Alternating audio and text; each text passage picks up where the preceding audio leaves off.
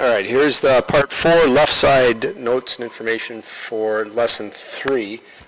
Factors that allowed for the destructiveness and casualties of World War I. Compare and contrast the casualties of each of the main countries involved. This follows the PDF file with much greater detail that's uploaded to the website here about each of the things that are talked about here, labeled Break the Stalemate 6113. The war itself here in terms of the human toll is what we're starting out looking at here. The Triple Alliance Central Powers have far more people lost here in this war comparatively by population, but overall incredibly large number of people lost in this war. Like never ever seen before. Why is that? We'll look at some of the reasons why that is. The United States, of course, when you look at what we lost, and most of a good number of them because of disease, not just combat, we lost very few compared to everybody else, and we came out very easy in terms of the human toll of things in the war. And this is going to be an issue between us and our allies here in the future about some issues and arguments we have. All right. If you were to Google something called, Google or search on YouTube something called shell shock, you would see some video clips of the psychological, the effect of the constant battle and bombardments and explosions and things like that on the human nervous system and being under constant stress. That's pretty graphic. Why was the war so destructive? One, because of conscription. The countries of Europe had required military service of their young men. When you graduated from school, you went into military service and training for a year or two, then you went into civilian life, and then they would call you back every so often to keep you up to snuff and keep you sharp in terms of military service and training, so that if there was a war, they could call up an immediate, ready-to-go army to do whatever they needed to do. All right, and this is what causes, when the war happens and the alliance system kicks in, this is what results in millions of soldiers going at it immediately, all at the same time, and they know what they're doing. And the other part of it is the Industrial Revolution is in full swing at this time, of course, and industry is able to produce excessive numbers and highly efficient killing weapons at this time to supply these large million-man armies. And with the exception of Russia, this causes for the soldier to be better equipped than ever before and to kill people more efficiently than ever before. And we also talked about managerial warfare, having very large, immense, intricate, detailed plans on how to invade your neighbor and so on and so forth. The bloody stalemate occurs, the massive body count occurs because of this combination of things and the fact that the strategies they used were old, the tactics they used were old. A lot of these generals and commanders in these European nations were old and of an old mindset, and they just basically lobbed more people at each other, larger, longer, bigger attacks, and it just resulted in much greater body counts than ever before.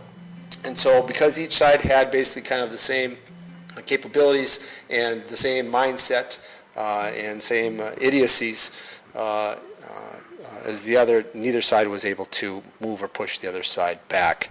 And what really resulted is, again, as we talked about before, trench warfare. Everybody digs in to save their little lives, and you're on one side, you jump out to attack the other side, and you go as far as you can, but eventually this machine gun fire and heavy bombardment that's coming at you as you're trying to attack the other side starts mowing more and more of your people down, and pretty soon you lose force and you have to retreat, and you retreat back to your little trench, and then the other side jumps out of their trenches and they come back at you, and you go back and forth a few times until everybody gets tired and you do it again another day. And so people are living like rats in the ground, moles in the ground, very unbelievably nasty conditions at this type of war that we have. How do you break this stalemate? Some methods were used. One, as I mentioned before, massive bombardments, bigger and better and larger bombardments. This particular cannon you see here was known as Big Bertha, a German cannon that could lob a 2,200-pound shell 9 miles. And there it is. Unbelievably huge firepower here in this war, and it results in just massive death. And when, of course, people start digging into the ground to escape that massive firepower to survive, you can't shoot them when they're underground, and cannon shells aren't quite big enough to get at them when you dig deep enough to get away from the cannon shells and the cannon fire.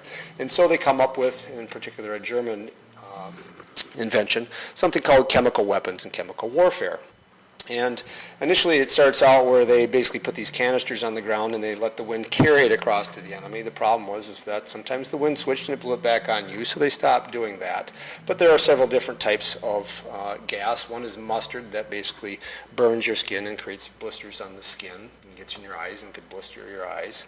Nerve gas gets into the central nervous system and causes you to lose bodily function and control. You die a very slow, painful death that way. Phosgene was one of the worst as well, and phosgene basically causes your lungs to fill up with fluid and you drowned. Many soldiers made pacts with each other saying that if I get hit by gas, please make sure that you use your weapon on me because I don't want to die that kind of a slow death. And when the gas is used, it's used because the gas was heavier in the air, it would sink down into the trenches, and then these soldiers would have to come up onto the higher level ground to try and escape that dense gas that is down in the lower levels of the trenches and into their little foxholes and their little caves that they've dug into the ground. That didn't necessarily break the stalemate. Oh, by the way, did you know that Adolf Hitler is in this war? He was also gassed, and by one of the types of gases. I'm sure it was one of the lesser ones, because he survived. And it's kind of interesting that in World War II he didn't use it in warfare, but he does use it in the concentration camps.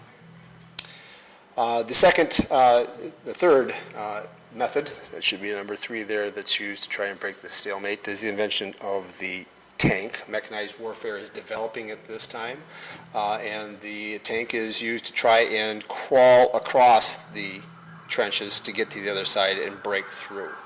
Very super slow. If you go to YouTube and search for it, you will see some examples of it there, but they're very loud, noisy. These individuals that fought and operated them often were completely deaf by the end of their service if they survived because of the loud noise of the engine and the constant pounding of machine gun fire against the armor and things like that. But largely effective, very scary though for some of the Germans that first saw them.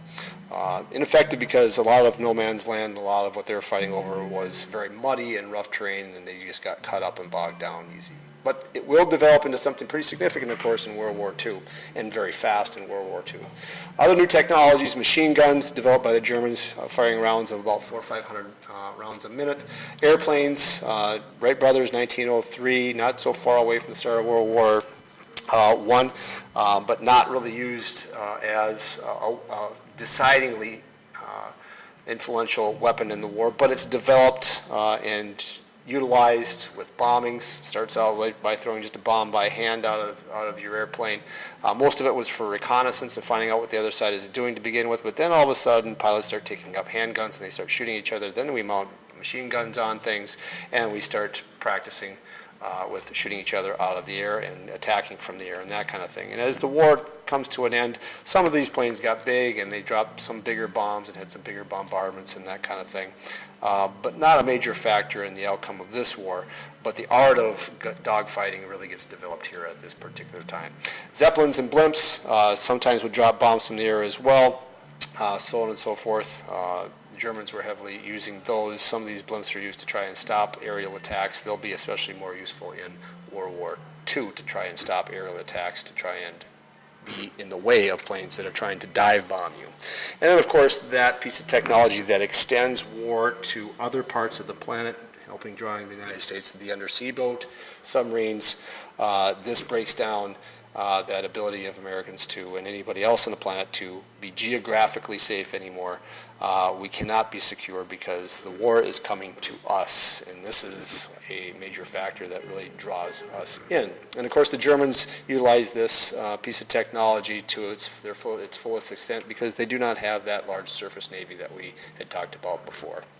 So these are some of the aspects of why the war was so destructive in terms of technology and some of the numbers, things of that nature, and I have this on the left side of your notes for lesson 3.